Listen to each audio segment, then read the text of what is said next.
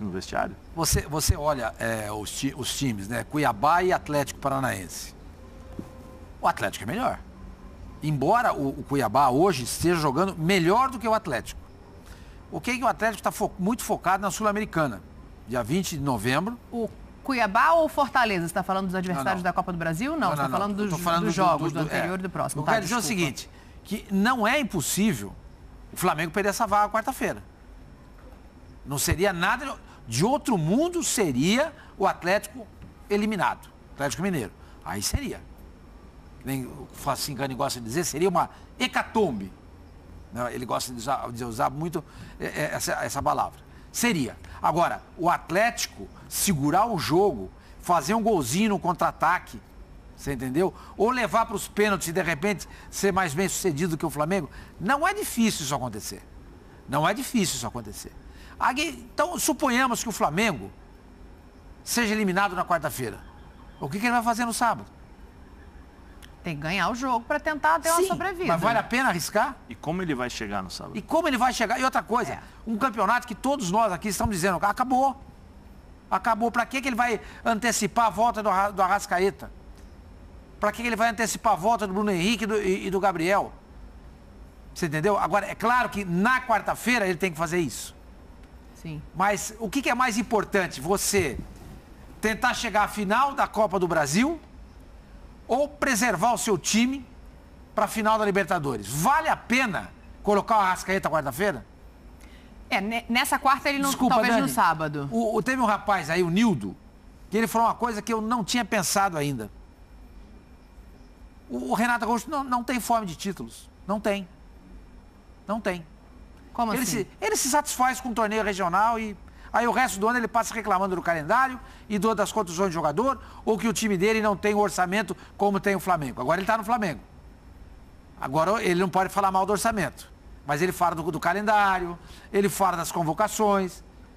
Porque o Cuca, por exemplo, o Cuca é um cara que tem fome de título. Ele pode não ganhar. Mas você nota que ele tem fome de título. O Cuca chega no vestiário reclamando dessas coisas, ou vai para a coletiva falando isso, diminuindo o peso do seu elenco, ele não faz isso. Ele não faz isso.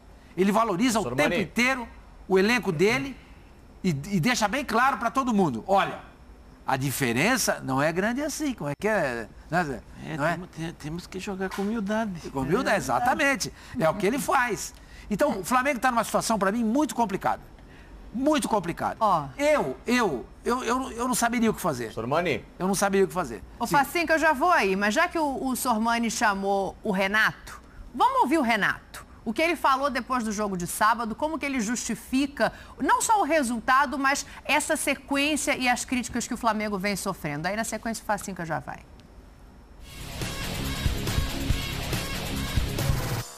Enquanto a gente se mata a cada 3 dias, os adversários, a maioria deles esperam a semana toda. O Flamengo tem sempre desgaste, o Flamengo tem jogadores suspensos, o Flamengo tem jogadores no departamento médico, mas ninguém quer saber. Hoje no Brasil, vocês têm que cobrar de 2 equipes, o Flamengo e o Atlético Mineiro. São as 2 equipes que têm obrigação de apresentarem o futebol bonito. Tem horas que eu costumo falar sempre, por onde eu passo, onde eu trabalho, que quem muito quer, nada tem.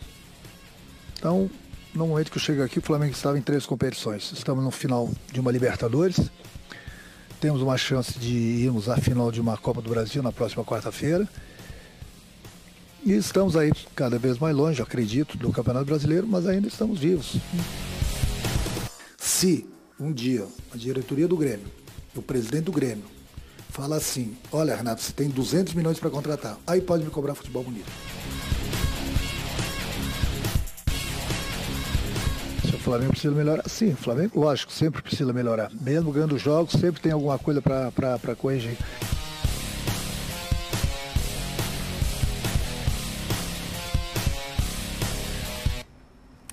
Rapaz, essa edição aí não foi boa com o Renato, não, hein? O Facincani tinha pedido a palavra, o Facinca. Azedou, eu acho que azedou para o Flamengo, que está aqui atrás. Não sei se azedou para o Flamengo, né? Ainda tem coisa para ser decidida ao longo da temporada. Mas a relação do Renato com a torcida, essa está começando a azedar ou não ainda? Bom, primeiro que assim, né, a gente só vai ver o Renato responder de verdade alguma pergunta sobre esse assunto quando as entrevistas voltarem a ter o tete-a-tete, né? Enquanto for entrevista filtrada, não vai acontecer nada, né? Vai ser amiguinho perguntando, um monte de gente aqui a colar, e aí as sócio perguntas torcedor. são sempre aquelas que... enfim, é aquela coisa ali que, meu Deus do céu, né? Deixa pra lá. Não vou nem entrar no mérito porque, senão, enfim, sabe como é que é? Tem um monte de gente dodói pra caramba por aí.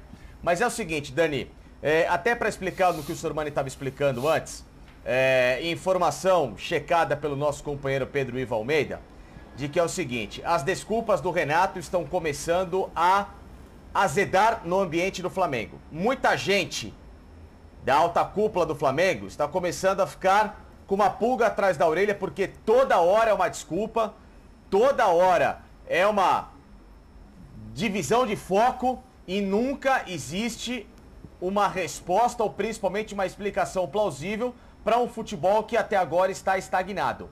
De que ele vinha numa evolução e parou. Poderia já estar crescendo muito mais sublime com aquilo que o Flamengo tem e oferta em termos de elenco. Então muita gente lá dentro toda hora um machuca, porque é desfalque, porque é o calendário, porque isso, porque aquilo, mas tá bom. Mas você tem um elenco que te permite, mesmo diante de desfalques, a ter um futebol ou minimamente um padrão de jogo, uma rodagem com uma qualidade muito mais aceitável do que o Flamengo tem apresentado. Então isso é uma cobrança interna que muita gente no Flamengo já está se fazendo. Por que que toda hora existe uma desculpa para explicar o que aquilo deveria ter sido feito e melhor pelo Renato Gaúcho? E aí tem alguns pontos, né? Tem a questão dos desfalques, isso não pode ser ignorado, mas também tem a questão de maneiras de se jogar, de se colocar o time em campo. A gente vai falar do Corinthians daqui a pouco. O Silvinho não escalou bem o Corinthians para entrar em campo contra o Internacional, mas à medida do jogo ele vai fazendo mudanças, coloca o Renato para jogar lá na frente, vai colocando os jogadores de maneira que o time se porte diferente. Acho que a questão do Renato hoje é um pouco essa, assim, essa coisa de, mas não tem o Arrascaeta, mas não tem o Arrascaeta. E aí acho que pode botar a zaga também nesse bolo, de repente, porque toda hora é um desfalque na zaga, o entrosamento fica ruim. Aliás, interessante, Dani, desculpa te cortar. Diga. Assim. O Gustavo Henrique jogou com o Rodrigo Caio. Ele jogou do lado direito mesmo. E falhou, né? Sim. Eu achei que ele ia jogar do lado esquerdo. Não, ele bateu o pé nisso. Não joga do lado esquerdo.